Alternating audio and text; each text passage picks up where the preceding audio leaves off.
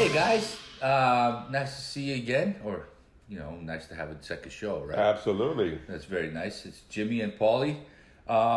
We're going to talk about a few things today. But hold on a second. Just before we go, I just want to go on record. When Jimmy asked me to co-host the show, a couple of weeks ago, I said, suck my dick. Anyway, here we are. What? I'm here now, so, what does that tell you? Oh, he's killing me. There goes half of my audience. We just scared them all away. There's no shortage of news events, and we're trying to keep it light. We want to talk a little bit about what's going on, but we also want to keep it fresh, and controversial and interesting. So we're going to talk we're going to talk a little bit about the Mueller hearings, but that's just too complicated. I think, we'll get some politics later down some other shows, but I think that unless you'd be following all this in great detail, I think a lot of you guys would be lost, so we decided to leave that one alone, let it play itself out. We do have some controversial subjects we're going to talk about today. Last time we ended up with some... we talked a little bit about sports and soccer. Yep. Okay.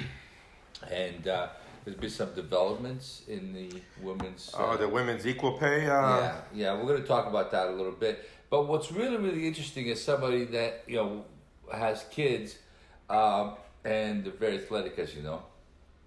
And there's a lot going on right now with kids and sports. And Are you talking about the parents? Well, parents, the kids, the programs, everything has changed, Paulie. I mean, first of all, it seems to me that every little Johnny out there is going to be somebody's meal ticket. So since when do parents think that their kid's going to be a professional, whatever? Every parent thinks they're... No, but when we were growing up, did your parents even know what the sport was all about? I had no clue. Did they ever take you to... Did they ever come to watch you play? No, never. Never. Mine either. They were really good athletes. We were good athletes. I get free articles all over the place, written, this, that, Trophies, Never. Everything we had to do was on our own.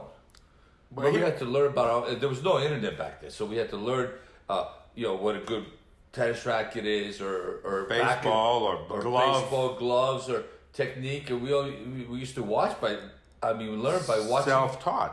Self-taught, but watching TVs and all that. No, but speaking of good athletes, I was a pretty good athlete in a lot of different sports, but I just realized. Now that you can buy trophies, I was good at everything before. Exactly. You could have bought all kinds of trophies. Oh, yeah. Look at my selection. No, but things have changed. Because back in the day, if you wanted to play most sports, okay, at least the popular ones, football. We did everything. Baseball. Then when soccer became a big deal. You used to go to school, you get good grades. Right? Because if you didn't have good grades, you couldn't play. Right. You have to have, I think, I don't remember, maybe it was something, C average or something like that. Because you have to get out of class early to go to practice, and so on and so forth. Right. All those things. By the way, you guys like my patriotic look there? My American flag shirt? I wanted to show you the back. My Iowa hat. I'm proud of you. We're going to see how that relates to our topic later down the show. Anyways, going back to that. And you would hopefully get a scholarship in college in your particular sport. That will be the purpose. And then hopefully, there was a pathway, right, to become a professional.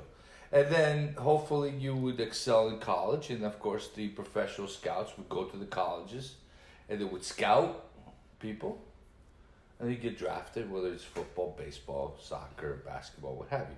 That's the traditional route. The only exception was years when we were younger was hockey. Teams. Hockey wasn't a big deal here in the United States. Right. Obviously, it's always been a big deal in Canada. But, kids would actually have to quit high school. That's why a lot of hockey players were illiterate. Okay? I don't know if you remember. They used to play junior hockey. If you had any If you had any talent, you thought you wanted to be a professional NHL player, you had to quit school and high school and then go play junior hockey. And heaven forbid if you didn't make it. And if you didn't make it, you're freaking illiterate. You're SOL. Because you'll be working. But I think that's how it went. I mean, I was a big, we played hockey recreationally, but, I'm not, I'm sure one of you guys would probably correct me back in the day, but we're talking 70s now. Shows you how old we are. But we're talking the 70s, so I think that's how it went down. But anyways, that doesn't matter, okay? Certainly what's happened now is sport has changed dramatically. Oh, the whole landscape. The whole landscape. From what I understand now, okay, and my kids play travel sports, okay, that if you want your kid to play or be competitive, that no longer is the pathway through the schools. Okay? So now, if you don't have the money for your kid to pay exorbitant dollars, for your kid to play travel sports, then it doesn't matter if the kid's got that talent because he's not even going to be looked at. What I'm being told is that whether it's soccer, football is still the case, I think, through schools. Baseball? Possibly even still baseball. But baseball is drifting away again with the travel programs. Tennis, academies. Well, I don't know anything about tennis. Yeah, but you got all this academy stuff going on now, and people are paying exorbitant amount of money. And then you go to homeschooling so you can have time to play. Oh, we're going to talk about all that. We're going to talk about all that. But now all of a sudden your kid has to play travel sports if they have any talent at all. If you can't afford it, you're basically SOL. Because playing high school, because you go to play high school soccer, well, that's not very competitive, I'm being told anymore. Why? Because the coach now is not a soccer coach. He's just another teacher that decided to volunteer and coach. Well, in some cases, they're pretty good coaches. But I heard that they scoff. The travel people scoff at the players who play travel playing high school because they don't want them to get hurt. Well, that too. Yeah. That too. Now, then there's a whole nother problem because now the parents who foot the bill for the travel to go to this city, to go to that city, hotels and accommodations, you've been there, you're going to get a lot more of it. Now they feel because they're paying all the money to pay for everything, for the referees, now that their kids should be playing. Yeah, a lot of them think that their kids, the greatest thing since sliced bread. Meanwhile... But dude, there's people pulling their kids out of school. Think about this for a minute. They're pulling them out of school and they're homeschooling them. Now, that's another topic altogether about homeschooling. But, to homeschool somebody, you can't, not anybody can homeschool a kid, okay?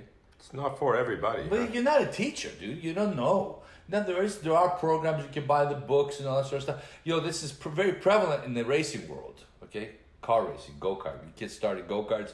And, parents, again, another money sport. And they... Serious money sport. Well, if you're going to race, and this is a big country, and there's a race, let's say, I don't know, across the country or halfway across the country. Well, you literally have to leave on Monday. You have to be there by Wednesday or Thursday, okay? And for practice and all that sort of thing. And you got qualifying.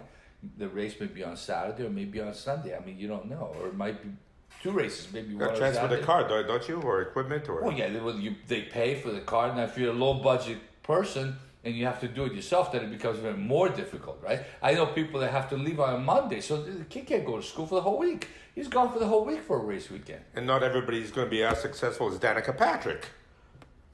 Dude, why do we have to talk about her again? Speaking of car racing, but she's dating Aaron Rodgers now. Yeah, I'm sure she's freaking driving that. She's driving that pogo stick. Dude, don't even get me going with that. It's a nauseating subject. Anyways, I guess maybe one day we could talk about girls. We will. Well, no, there's a couple chicks that are trying to make it. And what's really interesting is they're trying to, they're pretty much whoring themselves to make it into racing. Because they can't drive with the shit. Oh, you mean like celebrity movie stars and that kind of stuff? Because, Casting couch? No. Well, yeah, it's sort of like that. But, you need money. So either daddy's going to have money in racing, or you got to get a sponsor, right? So, they're trying to parlay themselves to sponsors and do whatever it takes and try to get rides here and there. And I mean, and there's, I'm going to tell you, I have yet to see one that's decent. Driver. There's some hot ones though.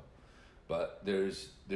So why are they pursuing it if the chances of them making it, literally, are so minute? Because people are not realistic. And I'm not saying you shouldn't follow your dream, because Lord knows I'm one that you should follow your dream, okay? I probably could have played professional sports, probably a couple of them. And I didn't because I came, because logic prevailed.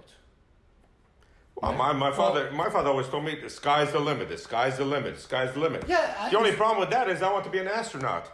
Anyway. Well, I did too. But everybody our age wanted to be an astronaut, because 1969 when they stepped on the roof. Oh, by the way. Allegedly stepped on the moon. Well, I just saw Buzz Aldrin. Yeah, an 89-year-old man. Okay, I kind of like the old guy, right? Face operations and everything. Even him? He's got the operations? Oh, big time, dude. He looks like he's freaking... Kenny Rogers, Burt Reynolds. He looks like NASCAR. But anyways, some conspiracy... We're all over the place on the show, by the way, guys. I'm sorry. We went from kids' sports all the way to Buzz Aldrin now. And anyways, but very quickly. But this is a great story. It just happened in the news the other day. And some conspiracy theorist was bugging the old man. Won't leave him alone. So finally, Buzz had enough and just freaking started pounding him, dude. I got a video. He was pounding him. I mean, 89 years old. He beat the shit out of this guy, dude. Well, apparently, also I heard that he called NASA Space Control and said that we have a prostate problem. Houston. Yeah, that's a bad joke.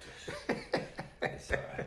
Anyway, so go back to what we're saying about racing and money and all that sort of thing, and then the chicks will talk about other girls and all that. I don't want to get off the subject. Let's go back. Let's rein it back into the kids. All right. So now we both know people that in the sports, the different sports, soccer, hockey, baseball, football, basketball. We know people in sports that they think their kids are tennis. Now, Paul and I were pretty good athletes. One of the things that was really good about us is that we could actually, and still to this day, we're actually pretty good at determining talent, right? Because, we're really into sports and that sort of thing. I am here to tell you that I was pretty competitive in a couple sports at a pretty high level, and I am going to tell you, none of the kids that these people are thinking are going to be professionals are even close. They're so way off. Okay, and then these people are talking about, or actually pulling their kids out of school to homeschool them or foregoing an education. To what end? I mean, they have no clue how hard it is to make it to pro sports. I mean, they don't have any clue. No, but I'm not going to talk about. Back up a bit. You're a parent. Your kids are competitive. Yes. I'm not a parent, allegedly. Yeah. That I know of, but I do. I don't answer my phone on Father's Day, just in case. Just in case. No, but here's the thing: you got to look at your kid when he's playing whatever sports he's playing, and a lot of the parents going to be watching this, are going to relate to this, and maybe you're going to get angry, but that's okay. You see your kid. You got to compare him to the kid that he's playing against or with, and your kid just doesn't keep up. He's not that good. At what point do you say, you know what, honey, we got to come up with a plan B for a little Johnny over here because I don't think he's that good. How is he going to make it in life if the sports is not his meal ticket? When does reality set in for these parents? Because their kid is sitting on the bench? What if the kid is sitting on the bench? When do you pull the plug and say, you know what, we got to go to plan B, make another career path for this kid? I don't get it. Well, I think it has to do a lot with people being realistic, Paulie. I mean, how many, we got a problem in schools, period. Okay, why? Because my little Johnny's an angel. He didn't do anything wrong. Yeah. Okay, you see, so my little Johnny is the best athlete. No, your Johnny sucks shit. Right. Okay? All right? He's got 2 fucking left feet. You understand me? Okay, of course you can't say that when you're coaching the kid. I loved you. Trust me, a million different times I would have loved to have said that. Okay, your kid fucking sucks, okay? You're dreaming. And then the parent gets pissed off, and next thing you know, it's an altercation, it's a fight. The coach is getting involved, you get banned. Yeah, but you can't say anything like that. But to stop from thinking it, that happens to be the fact. It's a fact. But you can't say it. No, you can't. You can't. But you know, listen, I look at my kids, okay? And you know they're really good athletes. Yeah. Especially the young ones off the chain, you know. He's natural. He's a natural. Yeah. But, you know, people are coming up to me like, oh, he's good. No, dude. No. Okay? He's good at play sports, you know. He's good at play sports. Mm-hmm. And he's good to enjoy himself. And if that happens to present itself, that opportunity presents itself, great. If it doesn't, guess what? All my kids know school is number one. And they are number one in school. They don't do the homework, they don't go to sports. They don't go to practice, they don't leave the house. They're on a schedule, they do what they're supposed to do. If their grades even so much as buckle because of sport, it's over with. They're not allowed to go out there and play outside. Okay, period. And I'm going to go as far, and I don't know, but I know you're that long. If they're not having fun playing the sports, even if they do their homework and their grades are maintained, if they're not having fun, if it becomes a chore, you're going to pull them. Oh, yeah, in a heartbeat. Not only that. If I see that I will not put up with half-assed attitudes. I see it all the time out there. You know, kids are out there playing sports for a variety of different reasons. Most of it, not because the kid wants to be there. You know, it's the parent.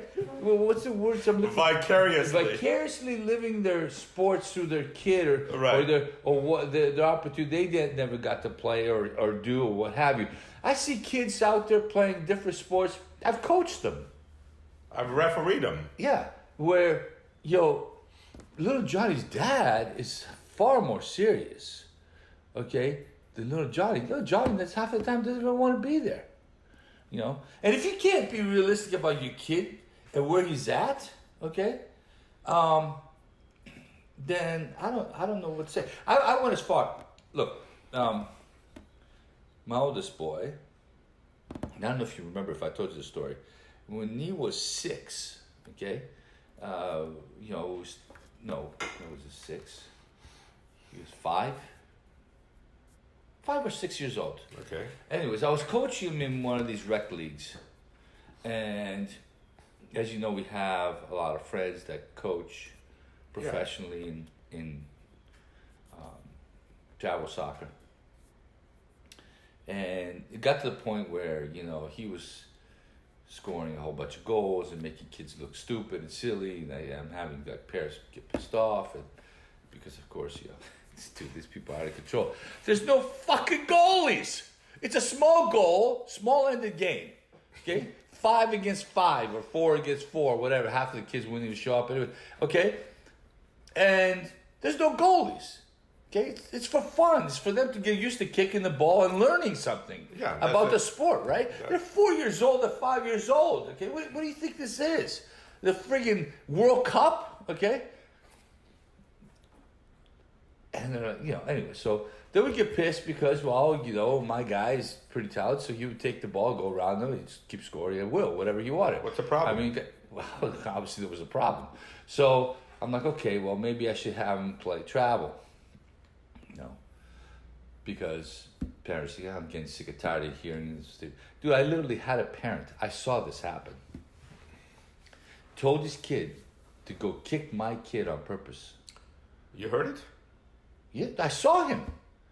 I saw the guy talking to him. He looking over at my kid, okay, and pointing, okay. He's telling him, and I could tell he's telling him something about, and so the kid comes out at halftime. The first thing he does is go straight to my kid and take him down. I mean, he didn't even go for the ball. And my kid's mom, man. I mean, he got up, he will not play dirty. And he got up, he did one of these to me. He looked at me and went like this, like, Daddy, what do I do? And I just looked at him and go, fix the mistake. That's exactly what I used to do. Yeah, so he Next time the kid You gotta take care of business. Well, when the kid tried to mess with him, but we're talking 5-6-year-old kids. Are you kidding me? What's wrong with these people? Anyways, It's just a good example the father said for his son. Yeah, something doesn't go your way. But I want to go back to what I did, and I want to tell you. Now, obviously, and I'm not, certainly I can't be the most logical person in the world. I refuse to believe that I'm even logical than most people. I'm a totally rational person, a lot of people would argue. But even I, in my little puny head, I have enough sense to say, you know what? I'm a parent of this child. Maybe I'm a little bit biased. Above all else, you're a parent. Even though I know the game, and better than most. Even though I know the game better than most, maybe I'm a little biased. Okay? But you can't help it. Hold on. And my son, maybe he's not as good as he is. Why don't I do this? Why don't I go get an independent opinion with somebody that's not emotionally involved? Okay? People that I know in the sport. That you respect their opinion. Take them out there. So I went to one of the travel clubs. Had a couple friends of ours that were coaching on there, and I called one of them up, and I said, listen, is it possible I could bring my kid out and have him evaluated? Okay? And he said, yeah, well, if he's good. Well, yeah, I realize that, okay? I think he's pretty good, but, I don't know really because I realize I'm his father, so my opinion might be a little biased, right? Right. Okay? So, but I want an honest opinion, so that way I know which direction to follow here. Do I keep him in rec? Do I put him in travel? You know you mean you would actually stop living vicariously through your son if he wasn't that good? I don't need to live through it. Trust me, it's the last thing I would do. Anyway, so what ended up happening is I took him out there, and he was 6 years old. Now at the time, the youngest team they had was U9. Mm-hmm. Well, he's 6. So they're 50% more older. Yeah. So, anyways, they said he was really, really good. They wanted him to play, but I decided that I wasn't going to let him play yet. Now, why? Because my kids happen to be small, the smaller side, right? Yeah, they're quick and they're talented and all that sort of stuff, but I noticed something out there. He was getting pushed off the ball because the kids were so much bigger than him. The same thing happened with my youngest in hockey. Well, Wayne Gretzky played against older guys when he was in junior. But that's different. Well, obviously, you can't compare the greatest of all time, right?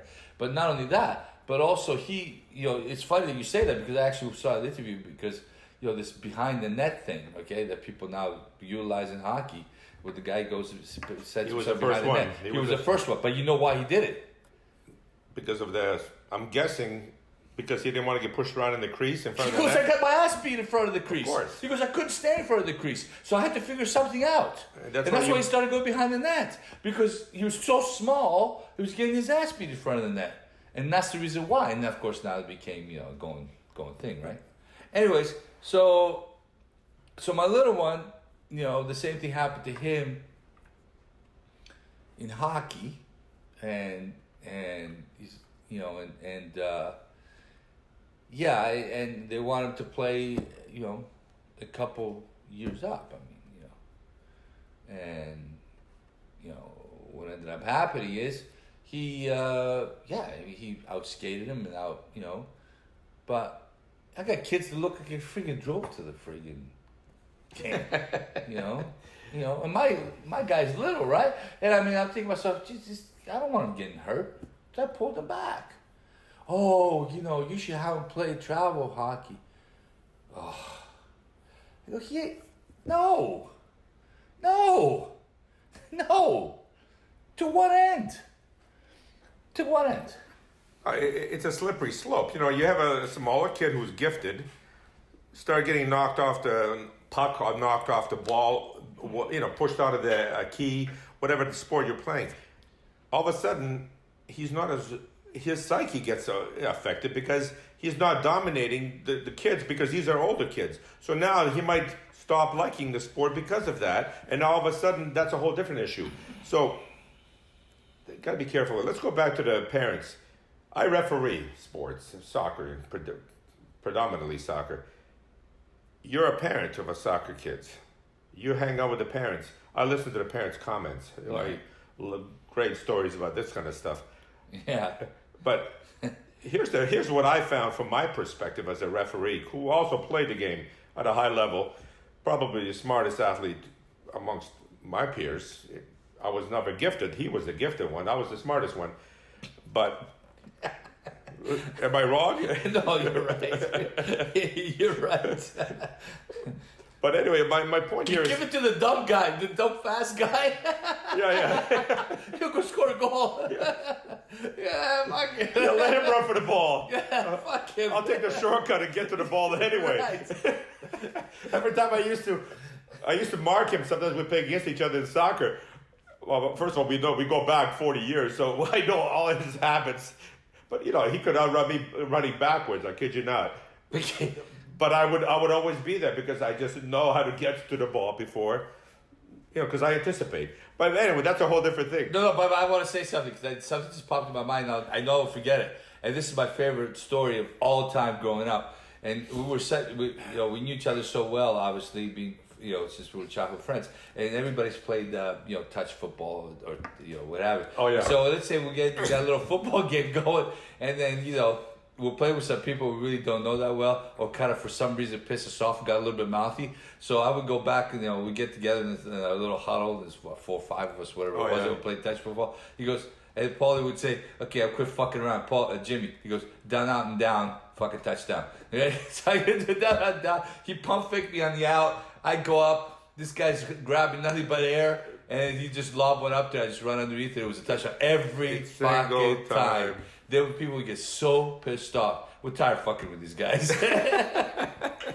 We turned it up a notch. It was fun. Anyways, all right. But to go back to the parents. So, from a referee perspective, I hear all the comments. Hey, ref, you this, that. You know what? You block it out. I have fun with it. It's amusing. But sometimes it gets a little personal, right? Yeah. But what I found is the ones that are worse that you can't reason with are the ones that don't speak English as a first language. They grew up playing the game, but they never played the game at an organized level.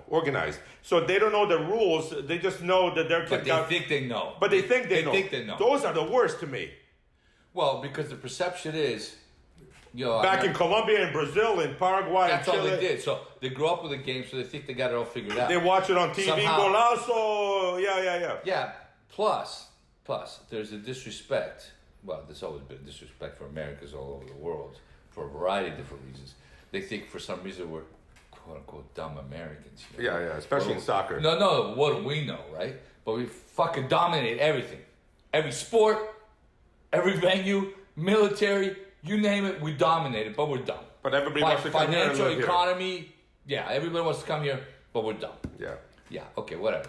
Anyways, that's another conversation. I keep saying that every time we come up, there's so many different topics to talk about. But that's a lot, and that's another reason. What the fuck does an American guy know about soccer? Right. That's the perspective. No, I'll have But parents. first of all, they don't spend any time to know, well, wait a minute, what's your background? Okay. Oh, no, that's irrelevant. Yeah, it's irrelevant. Do I look American? No. Dude, I had some fucking coach tell me that. And I looked at him, I go, dude, I've forgotten more about this game than you know. The guy was clueless. Anyways, go ahead. No, but then you get the American parents, right? And then, every time somebody gets fouled, it's a contact sport. Not every foul is a yellow card. Not every yellow card is a red card. I got my arm broken, and it wasn't even a foul. It just happens. That's the game. You don't want your kid to have contact? Put him in a chess club. Put him on the debate team. It's a contact sport. Get over it. Right? But here's my point. The moment their kid, there's 2 points I want to make, gets fouled, Mr. Referee. Well, first of all, it's a contact sport. I see the foul. I just choose not to call it. Because in the context of the game, you have to understand being a referee, you have to look at a lot of different perspectives. But if it's an American speaking, an English speaking American is a first language who understands what I'm saying, I'll make a comment and I'll try to educate the parents, even though that's not my job. I'll say, the reason I didn't call that is because da-da-da. The reason that wasn't a handball because it was ball to hand and so on and so forth. How many times you get yelled at when you didn't call it because it was advantage. Yeah. Right? So how many? If I had $1 every time that happens. Offside. Okay? No. It was advantage. Okay. No, but they want you to call it. Oh. How about offside? When the guy's way out of the play, that's offside. The play's on the other side of the field, and they go, "He was offside. He's out of the play." And then the parent gets all freaking pissed off. The son is looking at his father getting out of control. Then we have to eject the guy out of the game, attempt to leave the field. What an example. Now, I understand. I'm passionate. You're passionate about the game. It's a passionate game, they're going to tell you. Well, we're competitive. Every fucking sport's a passionate game. We're competitive. You want to win. Of course, you want to win. You want your kid to do the best you can. But there's got to be a point where you let common sense dictate your actions. That's why what I do is, if I hear a parent talking smack to me while I'm refereeing over and over and over again, and I've done this, I know who it is. You hear the voice. You know where the voice is coming from. I glance over to see who that is. Now, the team comes all the way from Tampa. 5-hour drive to come here to play a team in our town. Right? I'll walk up to the sideline during the stoppage of play. I'll say, I'm not sure who's doing all the talking, but whoever it is, if I hear another comment, all of you will have to leave the field. Not only leave the game, I'm talking leave the parking lot, out of the facility. So I'm going to let you police yourselves. You see who's the big mouth. Now the guy that's doing all the talking, does he want to be responsible for all the parents who made the drive, who made the sacrifice to watch their kid play? You're fucking hard ass. No, dude, I'm pretty fair. I joke around with the parents and stuff. I actually consider myself a fair referee. A fair guy. But you know what? If you're out of control, I'll embarrass you in front of your fellow parents. I will. I'm gonna, I'll talk to you like you're a second grader. Say yes. Say yes, Mr. Referee. I agree. I don't care. Do the right thing. I'm doing the best I can. If you think you're a referee, well, then go get certified and referee. But if you're an armchair quarterback, if you play the game at all, okay, right, and we've had, or any sport. I want to be general in any sport. First of all, the referees are human. Referees are going to make mistakes. If you're going to keep screaming at, and some referees are better than others. We don't have VAR. But you can usually tell. Look. Let's talk about referees real quick. But we're getting off the subject because I want to go back to the parents, okay? Because this is a real pet peeve of mine with the parents. The shit that I see out there is just out of control. I mean, you got kids on the soccer pitch 6 to 7 days a week, or on the ice 6 to 7 days a week. What are you doing, dude? What are you fucking doing? Meanwhile, how many hours a day does your kid study? Oh, none. Oh, school's not important to you? You think he's going to make a living, You think he's going to be a pro hockey player? Really? Well, then the parents are making a sacrifice with their time. You think your kid's going to be a pro soccer player, or football player, or these people have no clue what's involved. Okay, they have no clue what's involved. First of all, we'll go back to that about town level and all that sort of stuff. But going back to what you were saying about the referees, okay, people have to realize a few things about referees in general, whether it's in pro sports or what have you. Now we got all the instant replay and all that sort of stuff. And it goes to show you how difficult it is to call the game. So being the fact that you're human, okay, I don't know, everybody makes mistakes. And to expect that somebody's not going to make a mistake, you're disillusioned. You're not. You're in La La Land. You're in La La Land, okay? So a referee's going to make a mistake, okay? So now it's very, they go, oh, he's calling it their way, okay? Hold on a minute. That implies. I hear that all the time. No, but that implies that there's some kind of bias or favoritism towards one team.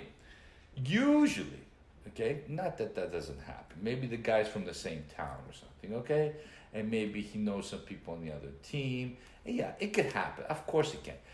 But the majority of the time, if there's different levels of referees, right? Some make more mistakes than others, okay? It doesn't mean that you're not going to make a mistake. You just make less mistakes than the other guy. There's guys that are in La La Land out there. But that's easy to see because they're making mistakes on both ends. Right. Okay? They're not just making a mistake on your team, okay? But you only happen to be focused on your team. Your son got fouled. Okay? Your son got fouled. But when people are not being honest with each other or with themselves, actually. Okay, and backing up and look at it, just like with the kids. Little Johnny is like the best player. No, he's not the best player of the team. You know. You like to think open your fucking eyes. If you know anything about the game, he's not even close to being the best player on the team. Okay. Yeah, little Johnny could juggle the ball 20 fucking times. Okay, 100 times. He could do all that shit in the back of his neck, all that shit you see on the YouTube, right? You put him on the soccer pitch, and guess what? He doesn't even know how to play position. He doesn't even understand how to play the game. We play with people like that. Okay? I mean, great the individual skill, but what good is it? Because if you can't pass the ball or the puck or the ball in basketball or whatever, if you can't make a pass, if you can't visualize the play, if you can't understand how the game is played, okay, you're not going to make it. And the biggest problem that I see out there is that these kids don't understand the games. They don't spend any time. What they call, whether it's soccer IQ or hockey IQ or basketball IQ or baseball IQ, you have to understand how to play the game. Okay? You know? Or tennis IQ. You know, you used to beat me in tennis all the time because I was always the power player and you were you understood the game. You read the game. You knew, we talked about earlier how fast I was and how slow he is. Okay? And I could never beat him in tennis because he used my speed against me. You know, he put me out wide on the backhand side, and then I get to it because I'm fast, but you know, I have to reach for it, and then he come back with a little drop shot on the other side that not even Superman can get. And then I use his temperament against him as well. Yeah, then he get a racket thrown at him. You know, but that's another conversation. A pool cue, racket, pool cue, yeah. Clog. Yeah. Whatever was closest in my hands at that particular moment. Anyways, you know, it was frustrating because, you know, you played with the guy for years and you can't beat his ass. I mean, but dude, let's go back to the parents thing again. Okay, so let's go back to the parents. Yeah. If you're okay, first of all, the sacrifices that parents make, I appreciate that because if they didn't make the sacrifice, maybe you do, but I know a lot of clubs don't, and that's a big problem for me. No, but to have the kid play, parents have to make sacrifices. Huge. Time off of work, financial sacrifices. The mom's got to do other things, maybe take the other kid somewhere else. There's a lot of sacrifices that are made. But it goes back to, would your wife not tell you, Jimmy, our son is just not that good. We gotta do something different here. No, because they're all looking through. It's like those mirrors. You go to the carnival. So they're both clueless? So you're a big fat bastard, like, right? And you go to the mirror that makes you look skinny, and you think you're fucking skinny. They're looking through their own lens, dude. They're not being objective. You know, I try to be. I realized that as a parent, maybe I wasn't being objective, although it proved that I was. But I actually went the extra leg. That's why I told you a story, to have somebody else evaluate my kids. Okay? I try to stay out of the coaching thing with my, you know, to tell the kids, to influence the coaches and all that. I have never once, ever once said, walk up to the coach and say, why isn't my Johnny playing? Okay? Oh, that happens why all does he the not time. get more playing time? He's the best player on the team. Why is he sitting on the bench? Why is he doing this? Why is he doing that? Okay? I remember one time my oldest, he came out, he was sick. And he had the flu, and then he had a game after he had lost a bunch of weight, and you know, he's little to begin with, and he went back in the game, and you know, after the game he always asks us, Daddy, how did I play? And of course I'm always very brutally honest with the kids, so much so that my wife gets pissed. But I'm not gonna lie to my kids. You're not doing them a favor down the road. I'm not doing them a favor. In his life. So he says, just like every other time, he says to me, Daddy, how do I play? I said, well. And the coach actually didn't give him as much. You know, usually never comes out, okay? And, you know, he sat a good portion of the game. Not less than, you know, not half a game or anything like that, but still, you know, he's not used to sitting. And he says, well, Daddy, how did I play? And I said, well, you're lucky. He says, well, lucky? What do you mean? I said, you're lucky your coach likes you. Because if I was a coach, you wouldn't have seen the pitch. You just saw the pitch about 2 minutes. You would have sat the rest of the time. Because your effort was pathetic. Yeah? I would have benched you. How many people would have done that? Okay, I'm not sure I know bench that no many. kid. I would have benched. I'll bench my kid in a heartbeat.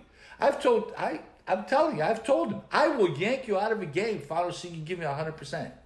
Okay, and the same thing. School comes number one. But I want to take this a step further. The parents are whacked out. Okay, and we could talk about this for a long, long time. I mean, like I said, they're so disillusioned. It's pathetic. What I don't understand is I think they're not doing their kids a favor because they're foregoing school, because school is the only thing that they can give you some sort of guarantee. There's no guarantees in life, but at least you have a better chance. You control the controllables, as they say. Right. We could go get an engineering degree or whatever it is that you want to get, and get a real job, become a lawyer, doctor, whatever. Okay, whatever it is that you want to do, astronaut, whatever. Okay, but you have a chance of having a future. But yet they're foregoing this something that is a little more concrete in nature for some pipe dream about their kid being a pro. So we're going to go back and talk a little bit what it entails to be a pro. But this is the problem that I see happening here. Okay, with sport, let's talk about sport. Are we going to see now? This is a question, and I'd like to hear some input from you guys out there. Are we going to see the decline of talent in sports because we're limiting our talent pool? Okay, but to only the kids that have parents that can afford to play travel sports. In other words, if it becomes, and this is the pathway that it's going in soccer, I've been flat out told, and I can see it. Well, hockey, same thing. Hockey, the same thing. Equipment. No, but hockey and soccer, the two sports that my kids mostly play. Well, they play baseball as well, and baseball, the same thing.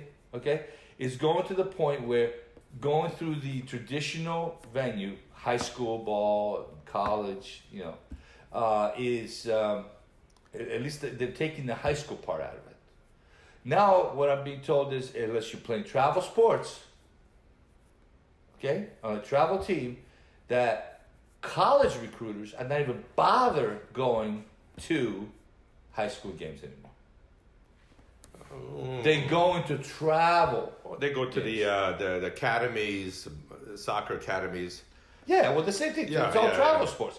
So people are paying big money. Barcelona FC? Is it Barcelona? Has I could be wrong, guys. Don't quote me, but I know there's academy program in Arizona. Okay, I believe it's $80,000 a year. Your kids go there. Nice. Yeah, there's professors from the University of Arizona that teach the kids. So they go to school there. They sleep there. It's almost like a boarding school, basically what it is. But it's a soccer boarding school. So they basically go to school, good education, okay? Because again, professors from Arizona University to do the teaching. And when they're not in school, they're on the hot soccer pitch, getting trained from a very young age all the way through. And of course, I think that, if once you sign up, it's a lot of money a year. But also, I think they own the kids' rights just in case a superstar happens to come through, and so on and so forth. Now, one of the coaches that I know told me a story about was it Man U or Juventus? Anyways, it was one of the big players. Yeah, one of the premier clubs, and they said, "Well, how many?" Because each one of these teams has an academy, right? Oh, yeah. And they said, well, how many academy players in the last 20 years or 10, however long they've had the program, and it was one of the big teams, I just don't remember which one it was, have actually started for that team on the professional level. You know what the number was? 1? 0. Again, it's a hell of a sacrifice. What? First of all, the percentages of your kid making it, or anybody's kid making it, is. But we're going to talk about that. We're going to talk what it entails to make it. Okay, right. I think that's a different subject matter. But what I'm trying to tell you is this: who can afford to pay? I can't afford to pay $80,000 a year for each one of my kids to go there. So, hence your point about the talent pool declining, because most people are below $80,000. I just talked to a person that one of my kids play hockey with. Okay, he decided that his kid was good enough to play travel, which, by the way, he's not. What a shock. Well, not only he's not good enough. It's hockey. He's not a good enough skater. Not even close. Mm-hmm. Not even close. But you know what's even worse than that? Because you can teach the skating. You can teach the game, because stick handling, all that sort of stuff. His effort sucks. He's a fucking loafer, what he is. He's one of these kids that when he loses the puck, he just gives up.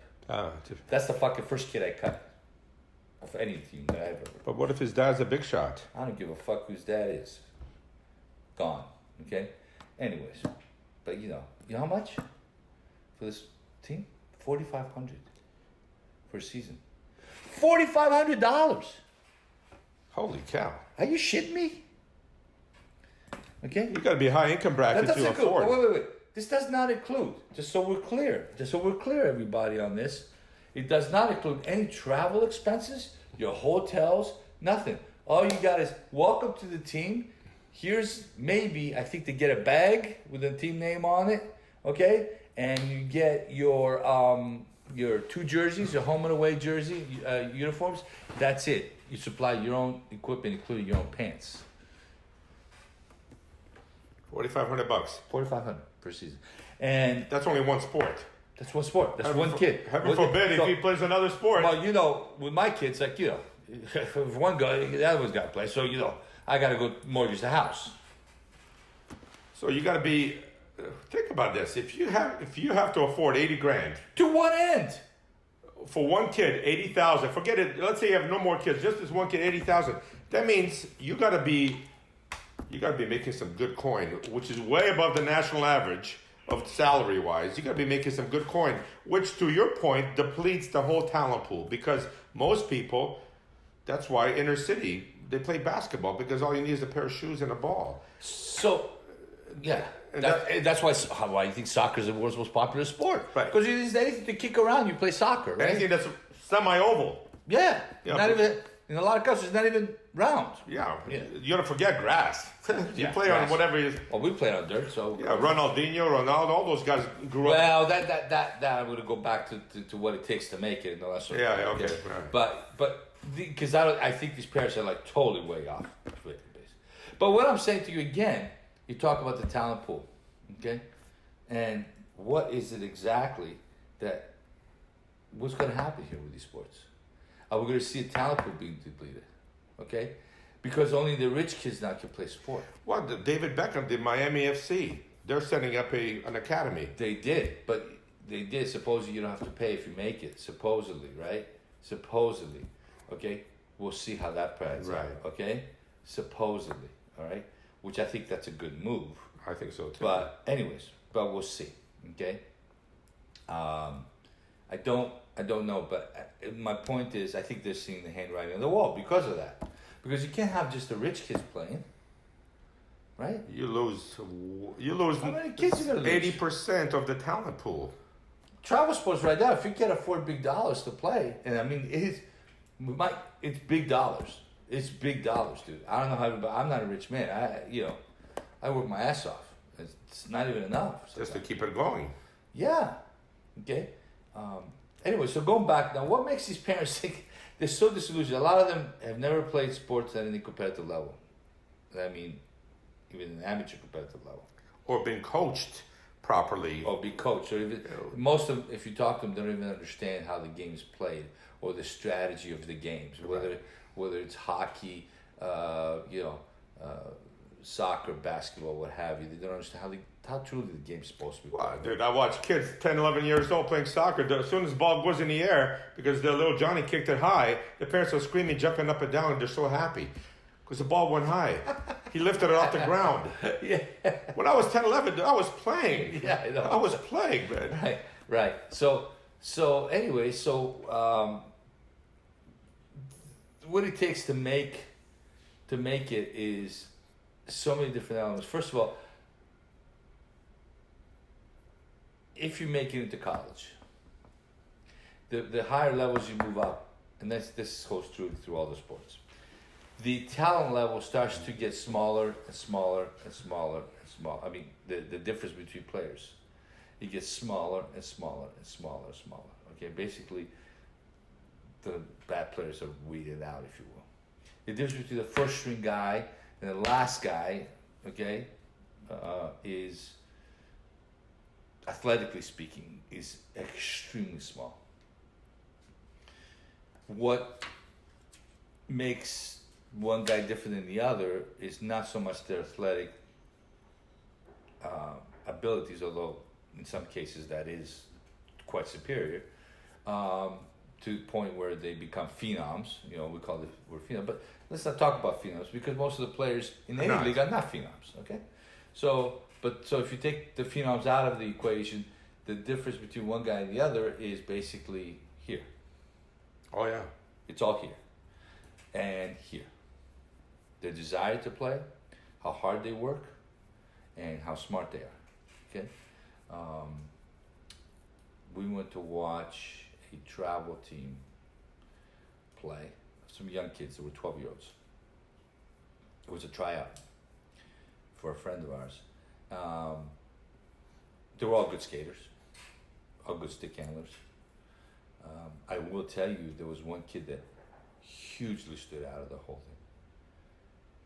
If I put him as far as stick handling, he wasn't the best stick handler on the ice. If I put him as far as skating, he was a good skater, but I would guess that he probably wasn't the best skater on the ice, as good as he was. You know, because they were all good, right? I'm measuring the level of talent with those kids. Okay. But his hockey IQ, his awareness, it's like I teach my kids, right? When I coach them, I go, don't look what the guy does with the ball. That's easy. Or with the puck. You look what he does without it. If you hear the expression, well, how does this guy get so many goals? How can he be, I love this one. How can he be so lucky that every time the puck or the ball comes to him? Ah, yeah. He's in the right place at the right time. Right. He is in the right place at the right time. But there's a reason. Because he put himself there. Yeah. Because he understands, he can see the whole play thing developing. He understands, okay, that the puck is over on this side, okay, and the guy's good, you know, he's already, people don't understand the advancement of the guy, somebody's brain power, okay? Like, he'll say, okay, XYZ player's got the puck on my team, okay? He's already processed that XYZ player likes to go to the right. He likes to shoot from an angle, right? Or he likes to pass it. Or 9 out of 10 times he's going to do this, all right? So I'm going to stand over here.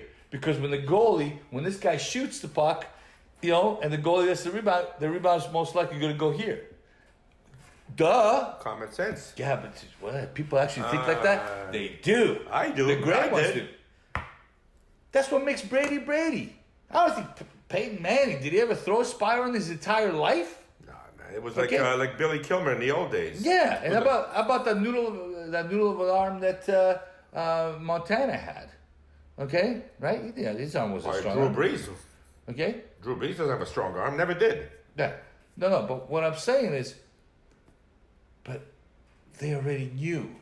I don't know if it was you that told me, but about Montana, or was it in his book that he wrote or something like that, that in the half step coming off center, by looking at that half of the field, can't even see that side of the field, he already knew, because remember he would have plays where he would just back up like one step drop, plant, and turn and throw the other way. You're like, how the hell that doesn't get picked, right? I mean, how does he, it's almost a blind throw, you know, but he's already started throwing motion as he's turning. He hasn't even looked yet, okay?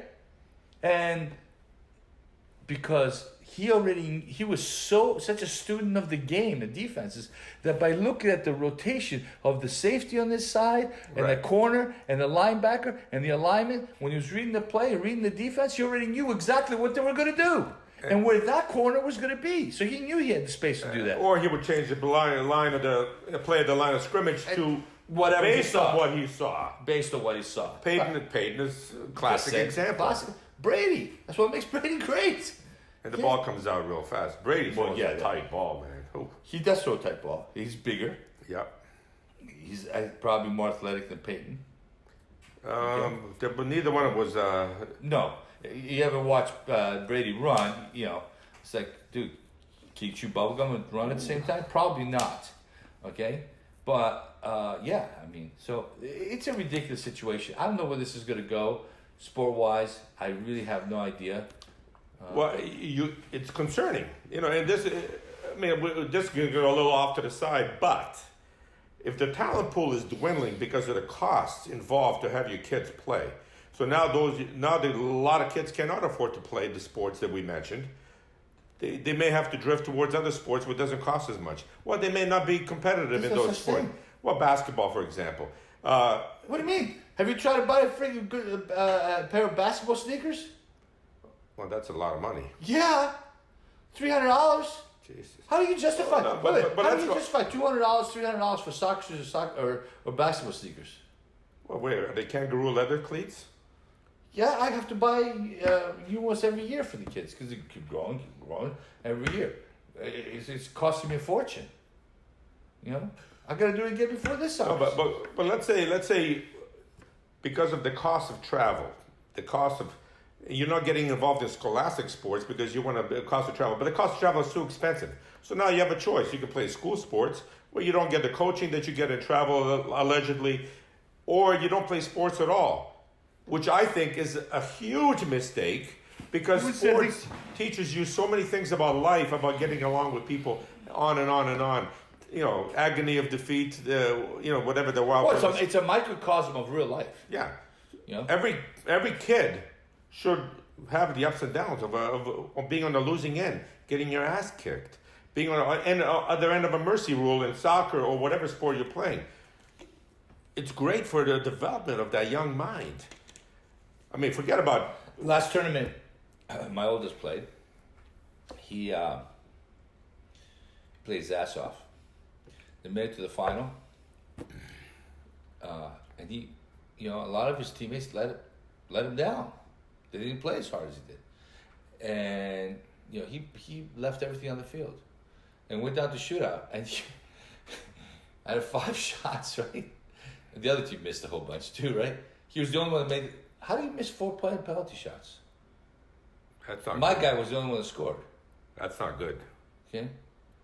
No, but he was really disappointed, right? Because he left it all on the field.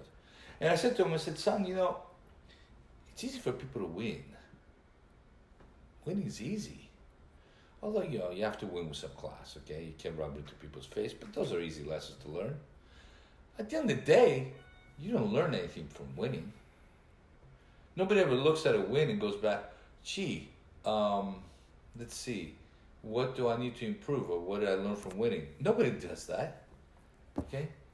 You learn from losing. Because guess what? The majority of things that you're going to do in life, period, you lose. It's like cold calling, okay? It's all negative. Deal with the negativity of life, okay? So learn how to lose. But more importantly, understanding why you lost. So the next time, you can work on those skill sets. You can improve. Or failing a test. Why did I fail a test?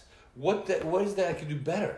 What is that I can study more? So let me ask you. So your kid did great, but the team lost. Right. So is it okay that you're so... Well, Dad, I played good, but the team play around me was terrible. That's why not only do you learn from losing, there's an old expression, I hate losing more than I like winning. Right? Yeah. That's the competitive part of it. But that's why some of the great players, and you'll see it on the news all the time, they make people around them better. So if you've done the best you can and you still lost, well, that's not okay. It's okay maybe somewhere down the line, it's okay that you did your best, which is always the right thing to do. You got to do your best no matter what. That's it. I said I'll never criticize you. I tell them all the time. Even if you lose, you got to do your best. Right. Maybe you just a couple bad breaks. Maybe the other team was just better. Maybe the guy you played against was just better than you, but you did your best. But if you can make your people around you better, LeBron James, he makes people around him better. Yeah, but I can't stand that guy. But anyways, go ahead.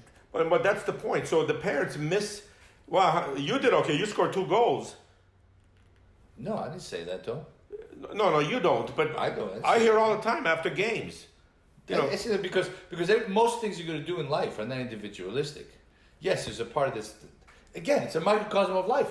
There's your individual effort, which you control. The second lesson we learn is you can't control other people. You know? Right. But you can be a leader. If you're a good leader, maybe they'll follow you. Maybe you can pump these people up to step it up another level. But that's a whole different But at the end of the day, category of people. But at the end of the day, most things are won and lost as a team. True. Right? And you're as good as what they say, the slowest thing. Anyways, but we got off the subject, there's so many different factors. Now, as you get up the level and the talent pool gets tighter and tighter and tighter and tighter, now you have other things that come into play. Personality, the ability to handle pressure, okay, on a big stage. Ooh. How many guys have we've seen, football is a great example, where they've been great college players, but never really made it in the pros, okay, in football, or guys that were, well, Brady's one of them, that were mediocre at best in college, but then end up being NFL Hall of Famers. Well, Dan Marino got drafted way down too. Right. Okay, because they're able to excel in that particular atmosphere because things change, right? Now it becomes a job. You know, how you perceive things, how you approach things. So maybe somebody's work ethic and brain power has gotten them through to being a mediocre college player because college coaches are not really looking at, you know, they're trying to win games, right? That's all they care about. That's all they care about. Okay? Now, all of a sudden, you got a business now, and they're looking at the long term, right? They're looking at developing a player, or they're drafting a player. Or good coaches, anyways. Good coaches. Well, that's another thing. That's a whole other subject. That's another we show. talked about Urban Meyer with Tim Tebow. Yeah, Urban did a lot for Tim's career. Ruined that fucking guy, man. Ruined him. But Urban won a lot of games. Got a lot of money. To this day, Tim Tebow is getting bad advice. To this day. Well, I gotta think. He's too old now to go back and play. Yeah. But he would have been a Hall of Famer tight end. But that's another. Slot receiver, whatever. Dallas Clark for the Colts teams from way back. Great receiver, got a good quarterback. He could have gone to Canada to play. I mean, but he was never going to be a quarterback. But there's somewhere along the way, his ego got in the way. His ego got in the way. I saw an interview with a coach, his high school coach, touting how good of a quarterback he is and that it's a tremendous injustice. Well, that's a clueless fucking guy, okay? Because if anybody knows anything about the game, he's trying to tell me that kid was a quarterback.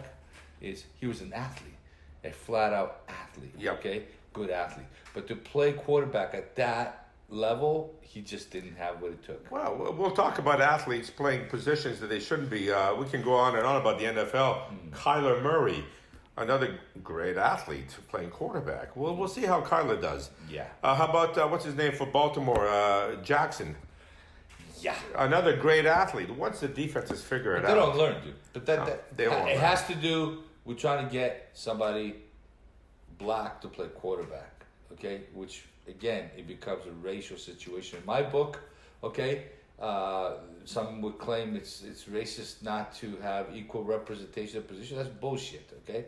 Because you know there's certain positions, okay, that white guys can't friggin' play, okay? And it's just why? Because it's just most of them are not as athletic. Now, does that mean that you can't find a white guy that can play? Of course you can. Warren Moon was one of the best quarterbacks that I've ever seen play the game. Okay? But how many Warren Moons? Everybody keeps throwing this color thing on me. Color's got nothing to do with it. Give me the best player for the position. If he happens to be green, who gives a shit? Right. I don't care. If he's black, if he's white, I'm picking the best player. But that's another conversation. That is another conversation. We don't have much time. We were going to talk, guys. We were going to really talk about a very controversial subject. But apparently we got this took a lot longer than next time. Next time we will. But we want to talk about guns. Oh. That's why I dress like this, right? Very American. Right? I think it's a very controversial subject. There's a lot of opinions. But I think that, I really believe this, Paul, that there's a lot of misinformation out there about not only guns, but more importantly, the laws that revolve around guns. people constantly talking. You have politicians that lie all the time. I don't know why people even listen to any politician. I don't give a shit who it is, okay? 90% of the people are followers. They're gonna follow somebody. Yeah. Everybody wants to belong to a team, right? That's why Right. you think that people are so fanatical, right? Okay, with teams, or think about sports There's teams. power in numbers, strength in numbers. Everybody wants to feel like they belong.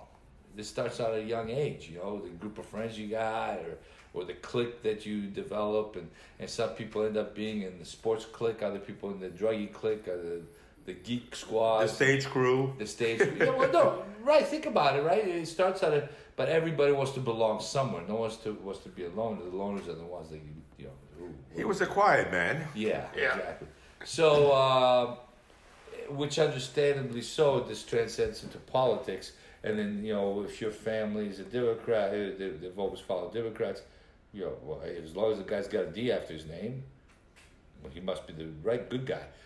The safety holds with whether it's Republicans, right? As long as the guy's got an R after his name, well, he must be the right guy. He must be the good guy. But most things in life don't work that way. And those shitty ass politicians all take advantage of that. But we're going to talk a little bit because I think there's a lot of mythology flying out there about guns about this country, about crime. Statistically speaking, if you listen to the left, most of the media is left wing, if you will, against guns. You get one perspective if you listen to the very few right wing outlets such as Fox News and some other publications that are out there, and you see a different perspective. So everybody goes to respective corners, and the right doesn't watch the left stuff, and the left doesn't watch the right stuff, and nobody's really getting any true information. So what we're going to do is we're going to talk next time about guns. I think it's a big deal. I'm a gun owner. I'm a big proponent of having guns legally. Okay? There's a big difference between owning a firearm responsibly within the context of the law. We don't need more laws. We have thousands of gun laws in the books, most of which are never being enforced, like most laws. Well, the laws are guidelines. You drive out on the highway every day, and I know you guys see this every day. Well, in our state, they passed a law that you get a ticket if you drive in the left lane. Now, okay? So, there's people still driving in the left lane. Did it make a difference? No. It didn't make a difference because they're not enforcing it.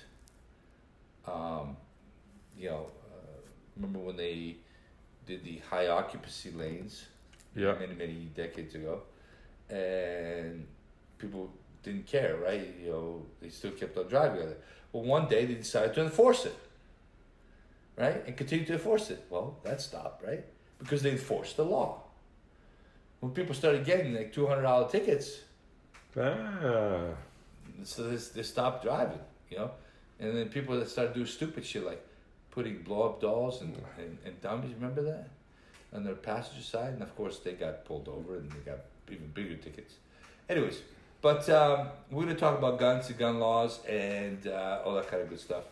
Until then, I hope you guys enjoyed the show. Give us some feedback. This sport thing is never going to end. Here we can talk for hours.